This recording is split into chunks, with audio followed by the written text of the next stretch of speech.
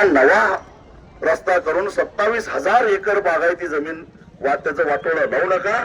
शेतकऱ्याला जमिनीवर जमीन भिजवायला जवळजवळ 20-20 किलोमीटरवरनं पाणी आणावं लागतंय. त्यावेळी कुठे जमिनी बागायत झालेले कर्ज काढून शेतकऱ्यांनी बागायती जमिनी केल्यात. त्यांच्यावर कृपा करा. हे सगळे कशासाठी चाललंय तुम्हाला सांगतो. हे चाललेलं आहे ते केवळ या शक्तीपीठ महामार्ग जो 40-42 हजार कोटीतनं पूर्ण व्हायचा होता तो 1 लाख कोटी रुपये खर्च करून करायला. म्हणजे पुढच्या निवडणुकीसाठी त्यांना 50 ते 60 हजार कोटी रुपये यातनं काढायचे. आता काही लोक विकासाच्या नावाने समर्थन करायला त्यांना वाटतंय ते 50-60 हजार कोटी घेऊन चालल्यात, खुर्दा तरी आपल्या वाट्याला येईल त्या आशेनं ते समर्थन करायला. त्यांच्या नादाला तुम्ही काय लागू नका. म्हणून आपल्याला जमीन वाचवायची आहे. कसल्याही परिस्थितीत 1 इंच सुद्धा जमीन द्यायचं नाही हा निर्धार करा.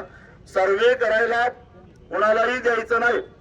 ड्रोन खाजगी असतोय, खाजगी कंपनीचा असतो, सरकारी नव्हे.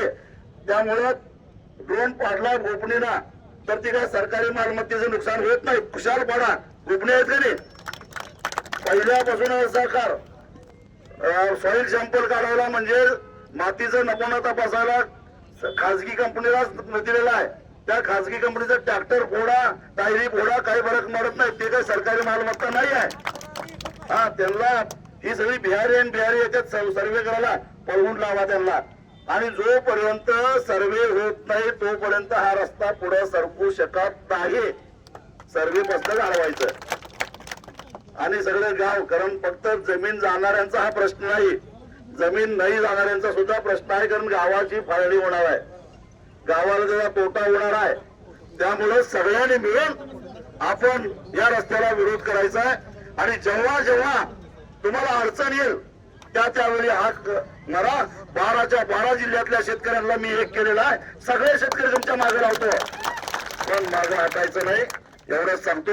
तुम्ही सहकार्य करा, आम्ही सहकार्य करतो. आणि हा रस्ता काय निवेदन देणार आहे का? निवेदन देतो आणि मागे घेतो.